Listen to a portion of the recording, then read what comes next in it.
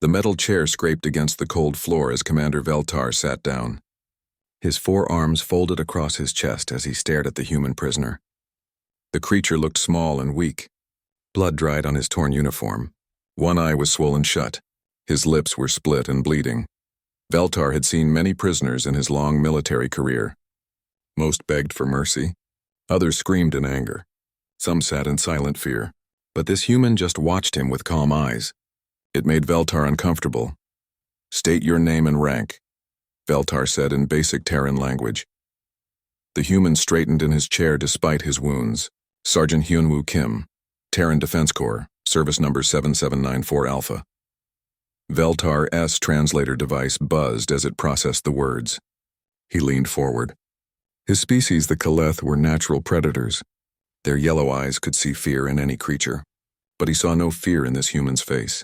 "You know why you are here," Veltar said. "Your colony on Kepler 442b has fallen. Your people are dead or captured. You have lost this war before it even started." Hyunwoo nodded slowly. "I know about the mining colony. But you made a mistake, Commander." "A mistake?" Veltar's voice showed his surprise. "We crushed your defenses in less than 6 hours. Your weapons were weak. Your soldiers ran away. What mistake could we have made?" The human's unswollen eye focused on Veltar with sharp attention. "You think those were soldiers?" Veltar felt a strange chill run down his spine. In all his battles across 17 star systems, no prisoner had ever spoken to him this way. Most enemies either cowered in fear or raged in defeat. This human seemed almost patient. "Of course they were soldiers," Veltar said. "They wore uniforms. They carried weapons. They were miners, Commander, farmers, shop owners, people who learned to hold a rifle because they had to protect their families." Hyunwoo's voice stayed calm and steady. "You fought civilians." The commander's 4 hands clenched into fists. "Impossible. We monitored your communications. We saw military formations, battle tactics." "Yes, you did." The human nodded again. "Every human colony has basic defense training. Even children learn how to fight if they need to. But that does not make them soldiers." Veltar stood up and began pacing around the small room. His heavy footsteps echoed off the metal walls. He had commanded fleets that destroyed entire worlds. He had never been confused by an enemy before. "Your people fought well for civilians," he admitted. "They used clever traps. They knew the terrain. Some of my best officers were killed." "I am sorry for your losses," Hyunwoo said. "War is terrible for everyone." The commander stopped pacing. He stared at the human. "You are sorry? We invaded your world. We killed your people. And you feel sorry for us? Death is always sad, no matter who dies." The human shifted in his chair. "But you still do not understand what you have done. Explain it to me." Veltar sat back down. Something about this conversation bothered him. He had interrogated thousands of prisoners. None had ever made him feel like this. Hyunwoo was quiet for a long moment. When he spoke, his voice was soft but clear. "Commander, has your species ever heard of something called the Geneva Conventions?" "No, what is it?" "Rules for war. How to treat prisoners. How to protect civilians. How to minimize suffering even during battle." The human looked at his bloody hands. "Your soldiers broke those rules in the first hour of your attack." Veltar laughed. It was a harsh sound like grinding metal. "Rules for war? That is foolish. War has no rules. The strong take what they want from the weak. That is what we thought you would say." Hyunwoo's eye met Veltar's gaze. "That is why the message was sent." "What message?" "When your forces landed on Kepler 442b, they tortured captured miners for information. They killed medical workers who tried to help wounded civilians. They destroyed schools and hospitals on purpose." The human's voice stayed calm, but something in it changed. "All of that was recorded and transmitted to Earth." Veltar felt the chill return. "So? Your government knows we conquered the colony. That changes nothing. Commander, you do not understand humans yet. We have laws about war because we know what happens when those laws are broken." Hyunwoo leaned forward slightly. "When an enemy shows no mercy to civilians, when they torture medical workers, when they target children, we stop thinking of them as people to negotiate with." The room seemed to grow colder. Veltar's 4 eyes narrowed. "Are you threatening me, prisoner?" "No, sir. I am trying to warn you." The human's voice carried in strange tone, not fear or anger, but something that sounded almost like pity. "You fought farmers and shop owners on Kepler 442b. You used overwhelming force against people who just wanted to protect their families. And you won easily. Yes. And now we will do the same to the rest of your colonies. Yuanwu shook his head slowly. No, Commander. Now you have to fight us. Us? Soldiers. Real soldiers. People who have trained their whole lives for war. People who study battle the way your scientists study stars. The human was quiet for a moment. People who watched the recordings from Kepler 442b and learned exactly how you fight. Veltar stood up again. His confidence was starting to crack. Your military is small. Our intelligence reports show only a few million active soldiers across all human worlds. That is correct. But you made us angry, Commander. And when humans get angry about something important, the prisoner smiled, but it was not a happy expression. We stop holding back. Holding back? The people you killed on Kepler 442b were not trying to win a war. They were trying to buy time for their families to escape. They fought with mining equipment and hunting rifles. They had no training in real combat. Hyunwoo's eye focused on Veltar with laser intensity. But they still killed 300 of your soldiers, the commander felt, something he had not experienced in decades of warfare doubt. Now imagine what happens when you fight people who actually know what they are doing, the human continued. People who have studied every recording of your tactics. People who are not trying to protect something but trying to destroy something. Veltar's hands were shaking slightly. He did not know why. You are just one small species on the edge of known space. We are an empire that spans dozens of worlds, yes you are, and that is going to make this very interesting. Hyunwoo settled back in his chair. Tell me, Commander, would you like to hear some stories about human soldiers? The room was silent except for the hum of air recyclers. Veltar found himself nodding without meaning to. Good, the human said. Let me tell you about a medic named Jin Ho. Veltar found himself leaning forward in his chair. He did not know why he wanted to hear this story. The human prisoner should mean nothing to him. But something in Hyunwoo's voice made him listen. 20 years ago, humans had first contact with an alien species. Hyunwoo began. Not your people. A different race called the Vorthak. They came to Earth orbit and demanded we surrender all our resources. Smart of them, Veltar said. Take what you need from the weak. We tried to negotiate. We offered trade agreements, cultural exchange, scientific cooperation. The human shifted in his chair. The Vorthak response was to attack Sol with orbital bombardment. Veltar nodded. Good tactics. Attack the population centers first. Break their will to fight. 12 million people lived in Sol. The bombardment killed 4 million in the first day. Hyunwoo's voice stayed calm, but his hands clenched slightly. The Vorthak then landed ground troops to take prisoners for slave labor. Efficient, the commander said. Kill enough to show strength, keep the rest for work. That is what they thought too. But they made an error. The human looked directly at Veltar. They attacked a hospital during the bombardment. Veltar waited. He could sense this detail was important. Jin-Ho Park was a trauma surgeon at Seoul National University Hospital. 28 years old. He had spent 8 years learning how to save lives. Hyunwoo paused. When the Vorthak bombs hit his hospital, he was operating on a child with a broken leg. The child died? Yes, along with 37 other patients and 11 medical staff. The human's eye closed for a moment. Jin-Ho was in the basement when the building collapsed. He survived with some broken ribs and cuts. Veltar was not sure why this story mattered. So one doctor survived. What did he do? Hide until rescue came? No, Commander. Jin-Ho dug himself out of the rubble. Then he started helping other survivors. Hyunwoo leaned forward. But the Vorthak had a plan. They set up a field camp in the hospital ruins. They were using the area to collect human prisoners. Smart. Use the survivor's instinct to help each other as a trap. Jin-Ho saw what was happening.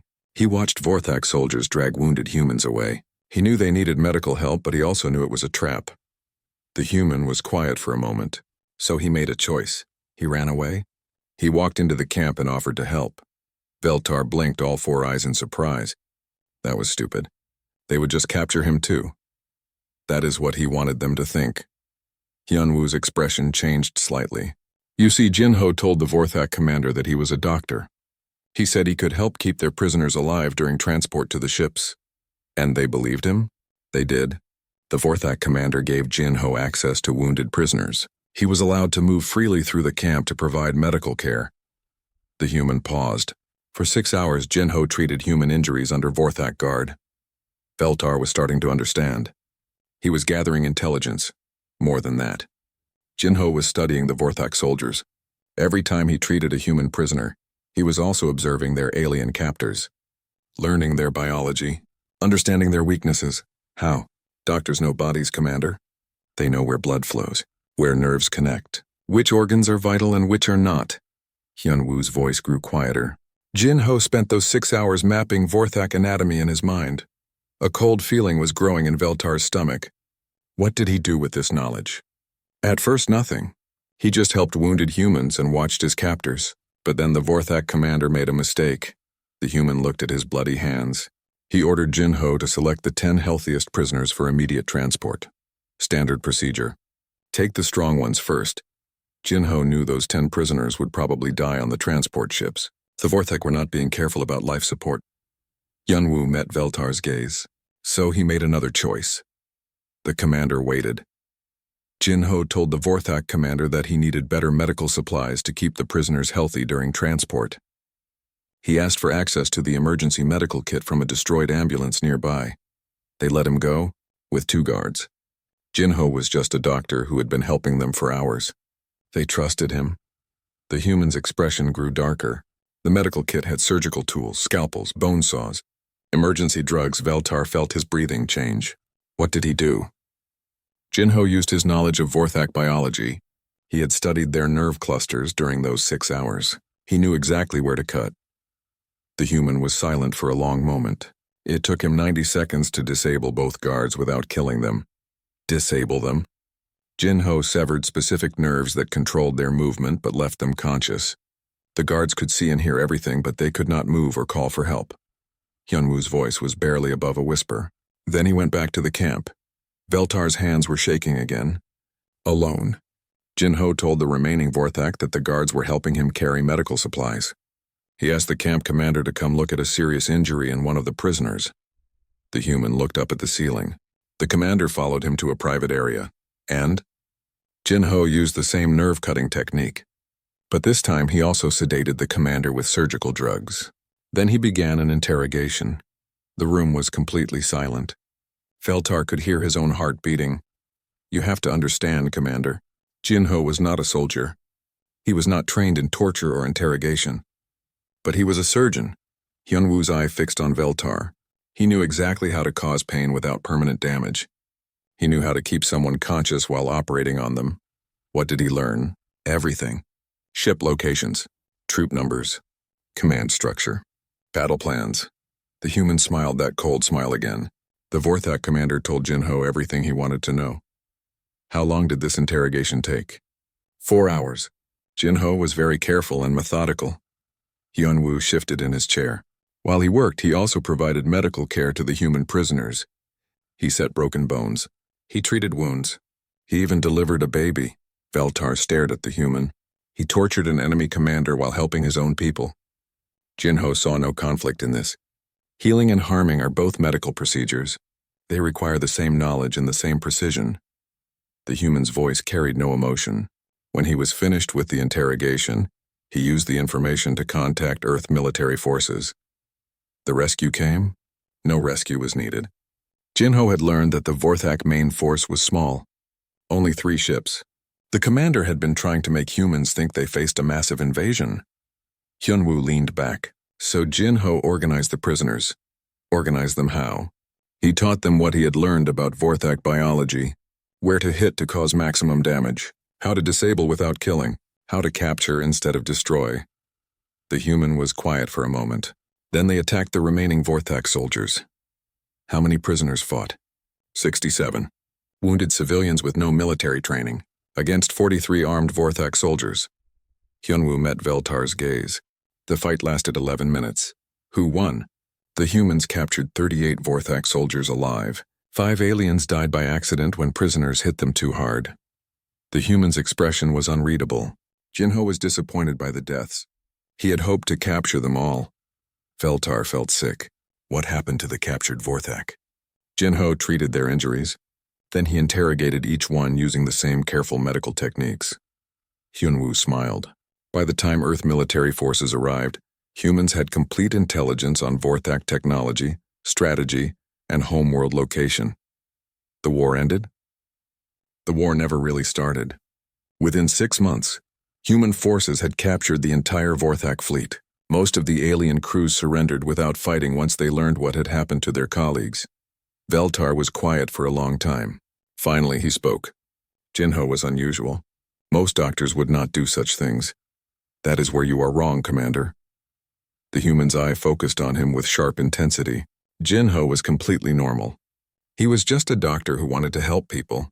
The Vorthak made the mistake of threatening his patients. So, humans take care of each other, Commander. When you threaten one of us, you threaten all of us. Hyunwoo's voice grew colder. And we are very good at learning new ways to solve problems. Veltar stared at the human prisoner for a long moment. The story about Jinho bothered him more than he wanted to admit. He had seen many species use medical knowledge as a weapon, but never with such cold efficiency. You said you wanted to tell me about human soldiers, he said. That doctor was not a soldier. No, he was not. Hyunwoo nodded. But neither was Sujin Lee. Another civilian? An engineer. She worked on cargo ships that moved supplies between human colonies. The human shifted in his metal chair. Sujin had never fired a weapon in her life. She fixed engines and repaired hull damage. Veltar leaned back. What did this engineer do that I need to know about? She walked through space to capture an enemy warship.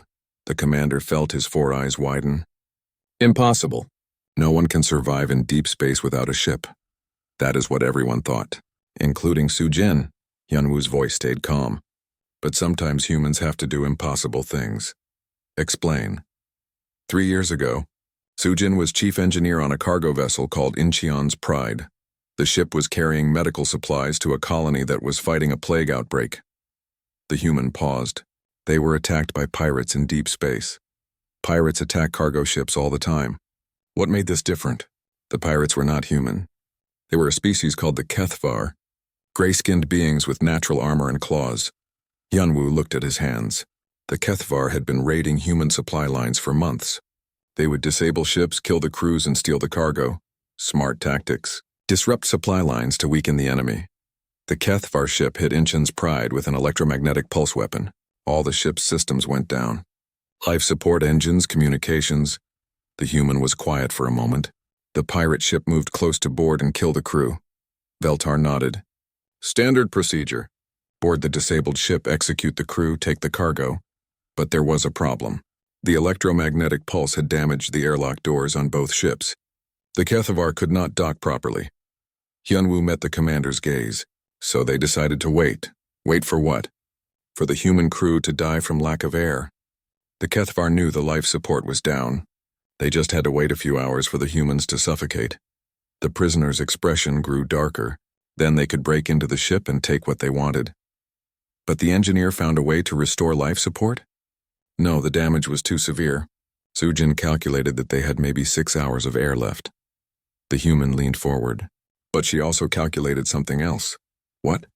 The distance between the two ships was 12 kilometers. The Kethvar had positioned themselves just close enough to watch Incheon's Pride, but far enough away to avoid any desperate attacks. Veltar was confused. So, 12 kilometers might as well be 12 light years without a working ship. That is what Sujin thought at first. But then she remembered something from her engineering training. Hyunwoo's voice grew quieter. Emergency spacesuits have small maneuvering thrusters. They are only meant to help someone get back to their ship if they drift away during repairs. Those thrusters have very limited fuel, maybe enough for a few hundred meters of movement. Sujin did the math. With careful fuel management, the thrusters could move one person about 2 kilometers. The human smiled that cold smile. So she had an idea. What idea? Relay jumps. One person would use their suit thrusters to move 2 kilometers toward the enemy ship. Then they would use magnetic grappling hooks to grab onto space debris and pull themselves further. Hyunwoo paused. Then the next person would jump to their position and repeat the process. Veltar stared at the human.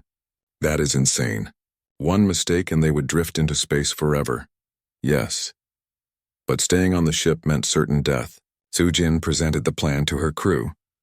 The human was quiet for a moment. 17 people volunteered. How many crew members were on the ship total? 23.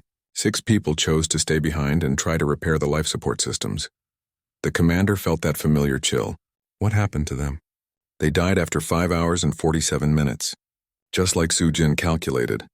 Hyunwoo's voice showed no emotion, but their sacrifice gave the others enough time. Time for what? To reach the Kethvar ship. It took 4 hours and 12 minutes. 7 people made it alive. Veltar was quiet for a long moment. 7 humans in emergency spacesuits against an armed pirate crew. The Kethvar ship had 43 crew members. They were experienced fighters with military-grade weapons and armor. The human met his gaze, but Sujin had advantages they did not expect. What advantages? 7 people with no weapons against 43 armed pirates. The Kethvar were not expecting anyone to survive the void walk. When sensors detected 7 objects approaching their ship, they thought it was space debris. Hyunwoo leaned back in his chair. By the time they realized the objects were humans, it was too late. Too late for what? Sujin and her team had magnetic clamps and cutting tools. Standard equipment for emergency repairs. The human's eye focused on Veltar. They attached to the Kethvar ship's hull and began cutting through the armor. That would take hours. The pirates would have time to respond. It took 37 minutes. Sujin knew exactly where to cut because she had studied the enemy ship during their approach. The human smiled. Engineers understand how ships are built.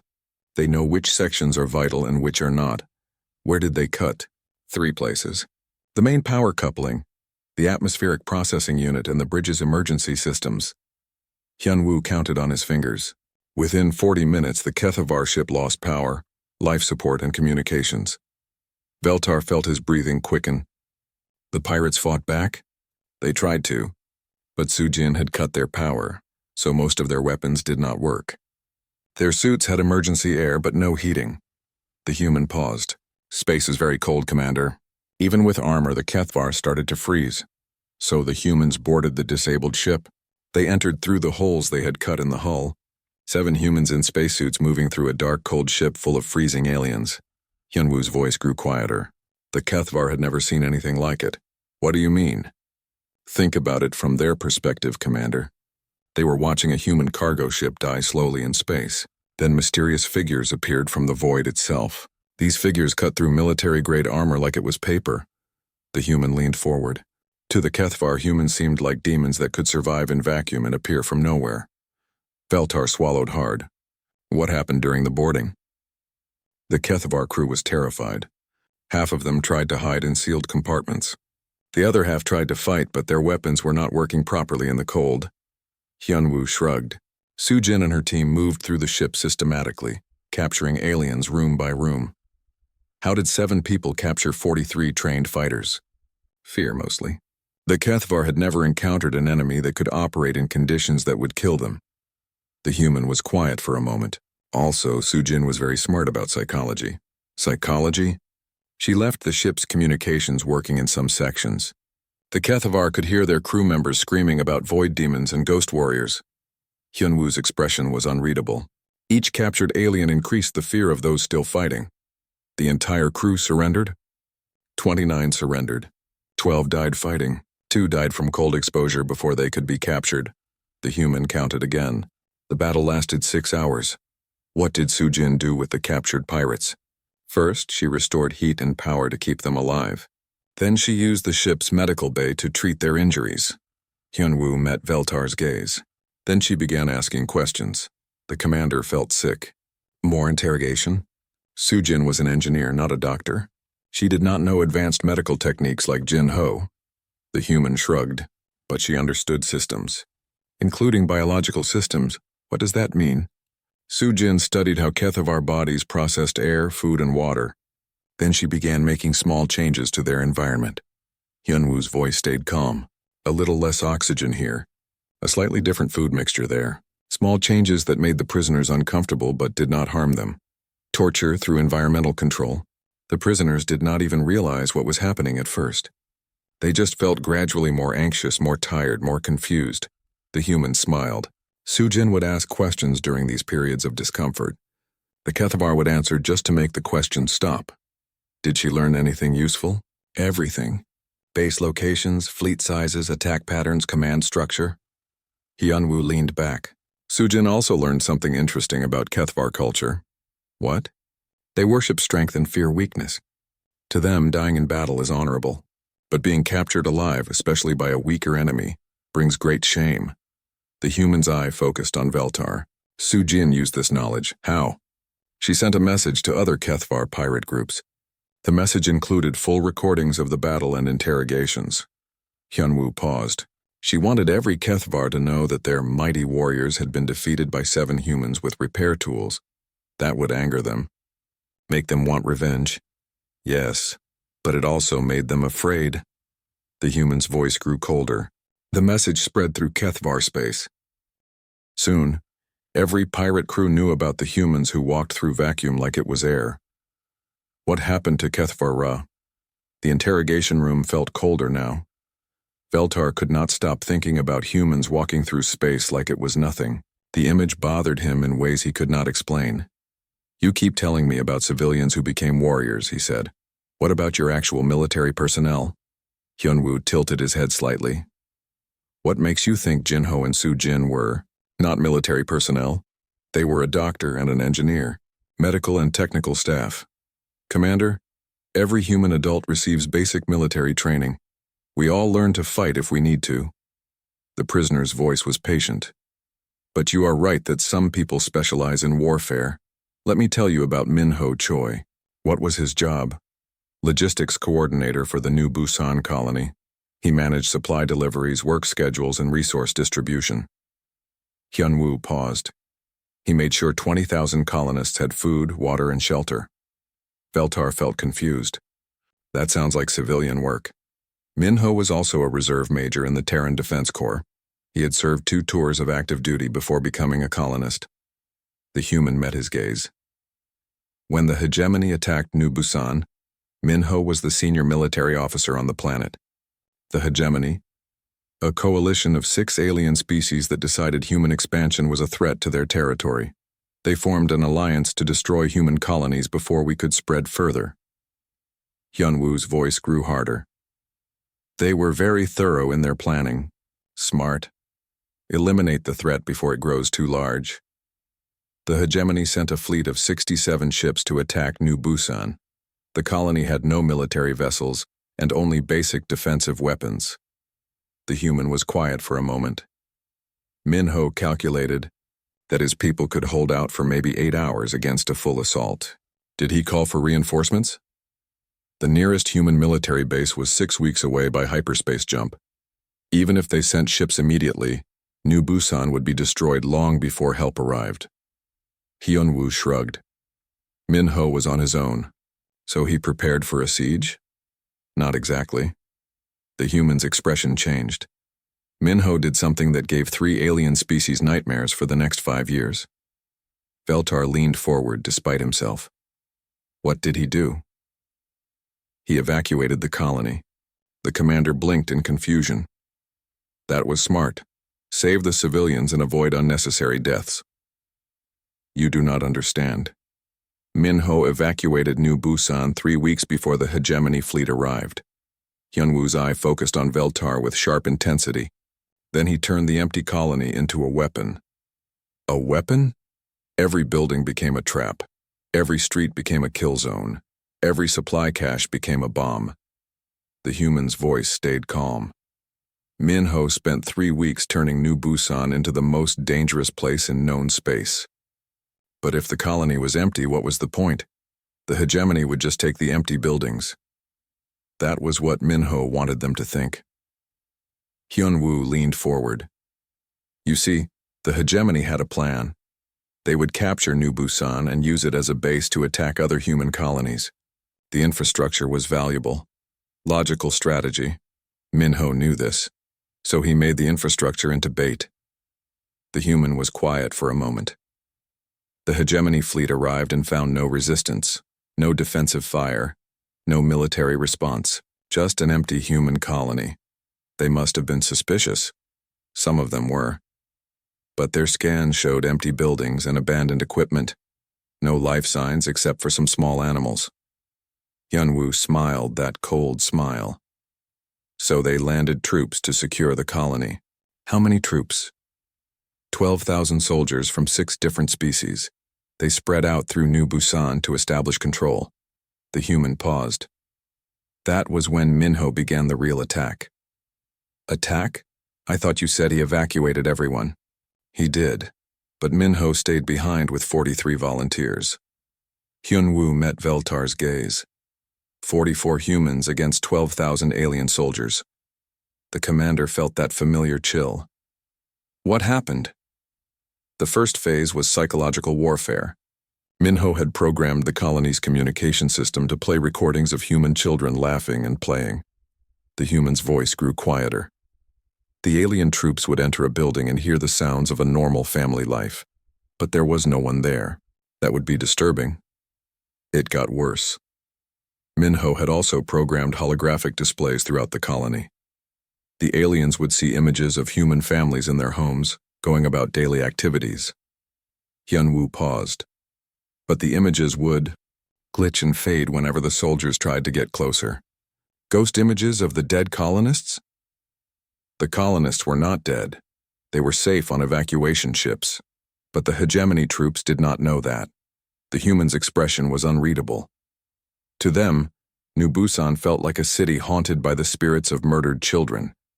Veltar swallowed hard. What was the second phase? Environmental warfare. Minho had spent 3 weeks modifying the colony's life support systems. The human counted on his fingers. He could control air pressure, temperature, humidity, and lighting in any building. He was making the environment uncomfortable, more than uncomfortable. Minho would wait until alien troops settled into a building for the night. Then he would gradually change the conditions. Hyunwoo's voice stayed calm. A little less oxygen, slightly higher temperature, subtle changes in air pressure. The troops would feel sick. They would feel anxious and confused. Some species experienced hallucinations from the altered atmosphere. The human leaned back. Minho would do this for hours while playing those recordings of human children. Psychological torture. The alien troops started reporting strange phenomena. Voices in empty rooms. Shadows moving where no one should be. Equipment mysteriously malfunctioning. Hyunwoo met Veltar's gaze. Their commanders thought they were dealing with some kind of human ghost technology. What was the third phase? Targeted elimination. Minho had mapped the movement patterns of every alien unit in the colony. The human was quiet for a moment. He knew where they slept, where they ate, where they felt safe. How could 44 humans track 12,000 enemies? The colony's sensor network. Every building had security cameras and motion detectors. Minho could watch the aliens from a hidden command center. Hyunwoo shrugged. He studied their behavior patterns for 2 weeks before he began killing them. How? Very carefully. Minho would wait until a soldier was alone and isolated. Then he would use the building's systems to eliminate them. The human's voice showed no emotion. Sometimes it was a malfunctioning airlock. Sometimes poisoned air in a sealed room. Sometimes just an accidental electrical discharge. The other soldiers would find the bodies. Usually, yes. But the deaths always looked like accidents or system failures. Hyunwoo met his gaze. Minho was very good at making murder look like bad luck. How many aliens died this way? In the first month, 374 hegemony soldiers died from accidents in New Busan. The human paused. The remaining troops started refusing to enter certain buildings or work alone. Did their commanders realize they were under attack? Some suspected, but they could not find any human soldiers. Sensor sweeps showed only empty buildings and the occasional small animal. Hyunwoo smiled. The hegemony leadership decided their troops were being killed by automated defense systems. So they tried to disable the colony's computers. They spent 6 weeks trying to shut down New Busan's systems, but Minho had hidden backup networks throughout the colony. The human was quiet for a moment. Every time they disabled one system, 3 more would activate. The psychological pressure must have been enormous. 12,000 professional soldiers were being hunted by an empty city. They could not fight an enemy they could not see. Hyunwoo's voice grew colder. After 2 months, the hegemony troops started deserting. Deserting. Soldiers would disappear during the night. Sometimes they would be found days later, wandering in the wilderness outside the colony. The human leaned forward. These deserters would babble about human ghosts and cursed buildings. What did the hegemony commanders do? They requested reinforcements. 20,000 more troops were sent to New Busan to help secure the colony. Hyunwoo met Veltar's gaze. Minho was ready for them.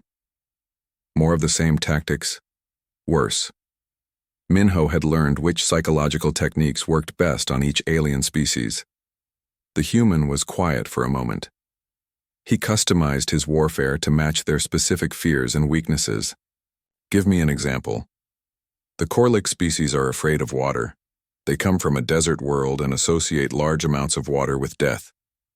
Hyunwoo shrugged. Minho programmed their barracks sprinkler systems to activate randomly during the night. That seems minor. To humans, yes. But the Korlik's troops would wake up to what they thought was deadly flooding. The human's expression was unreadable. After a month of this, 3 entire Korlik's battalions refused to sleep indoors. What, about the other species? The Vectar are hive-minded creatures who fear isolation from their group. Minho would use electromagnetic pulses to disrupt their mental connections. Hyunwoo counted on his fingers. The Gorthani have sensitive hearing, so he used subsonic frequencies to cause them pain and disorientation. He studied each species, biology. Minho had 3 months to research his enemies while they occupied New Busan. He learned everything about their psychology bile. Veltar sat in complete silence for several minutes after hearing about Minho. The idea of an entire colony becoming a weapon disturbed him more than he wanted to admit. His empire had conquered many worlds, but they had never faced anything like human psychological warfare.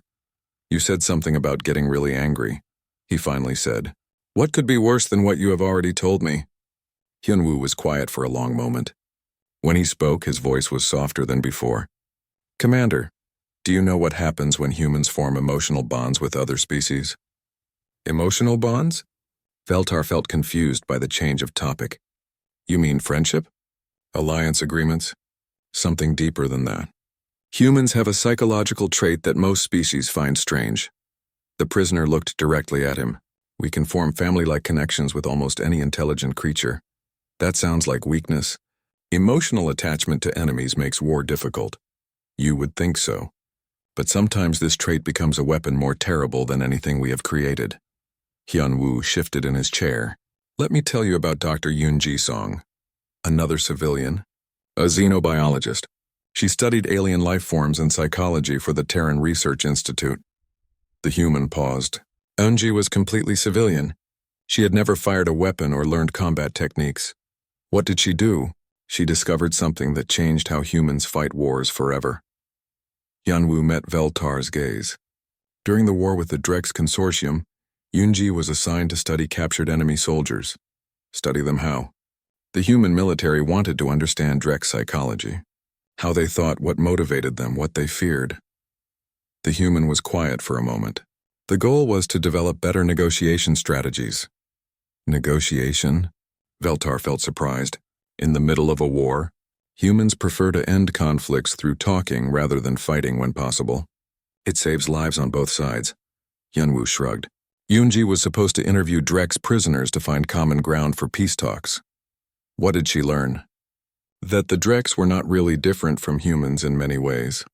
They had families they loved. They worried about their children. They told jokes and shared stories. The human's expression grew thoughtful. Yoonji began to understand them as people, not just enemies. That does sound like weakness. How can you fight someone you see as family? That was what everyone thought. But Yoonji discovered something unexpected. Hyunwoo leaned forward. Understanding someone as family does not make you weak. It makes you incredibly dangerous. Dangerous how? Yoonji spent 6 months interviewing Drex prisoners. She learned their language, their customs, their fears, their hopes. The human paused. She also learned to predict their behavior with perfect accuracy. Predict how? When you truly understand someone, you can guess what they will do before they do it. Yoonji knew how individual Drex soldiers would react in specific situations. Hyunwoo's voice grew quieter. She began writing reports for human military commanders. What kind of reports? Tactical predictions. If human forces attacked a Drex position in a certain way, Yunji could predict exactly how the enemy would respond. The human met his gaze. She could tell commanders which Drex officers would retreat, which would fight to the death, and which could be convinced to surrender. Veltar felt a cold sensation in his stomach. She was reading their minds. Not reading minds. Understanding hearts. Hyunwoo's voice was patient. When you care about someone, you learn to see the world through their eyes. You understand what makes them happy, sad, angry, or afraid. But these were enemy soldiers. To Yunji, they were people she had come to know and care about. She did not want to see them hurt unnecessarily. The human was quiet for a moment. So she began developing new tactics. What kind of tactics? Empathy warfare. Instead of trying to kill Drex soldiers, human forces began trying to understand them. Hyunwoo leaned back. Yunji trained human officers to recognize Drex emotional states and respond appropriately. Respond how? If a Drex unit was scared and confused, human forces would offer them safe surrender terms. If a unit was angry and aggressive, humans would avoid direct confrontation and use indirect tactics. The human's expression was unreadable. If a unit was homesick and demoralized, humans would play recordings of Drex family songs. You used their emotions against them? We used their emotions to minimize casualties on both sides. Hyunji's tactics reduced combat deaths by 70% in sectors where they were implemented. Hyunwoo met Veltar's gaze, but that was not the frightening part. What was frightening? The psychological effect on human soldiers. When you understand your enemy as family, when you know their names and their children's names, when you can predict their actions perfectly. The human paused. It changes how you fight. Changes it how? Human soldiers stopped seeing the Drex as alien enemies. They began seeing them as family members who were making bad choices. Hyunwoo's voice grew colder, and humans are very good at correcting family members who misbehave. Veltar felt his breathing quicken. What does that mean? It means human soldiers began fighting with the efficiency of people who know exactly what they are doing and why. The human leaned forward. When you understand someone perfectly, you can defeat them without wasting energy on unnecessary cruelty. Give me an example. Lieutenant Commander Park was leading an assault on a Drex fortress. Using Yunji's psychological profiles, he knew that the base commander was a father of 3, who joined the military to provide for his family. Hyunwoo paused. Park also knew this commander would never surrender while his troops were in danger. So what did Park do? He sent a message to the base commander.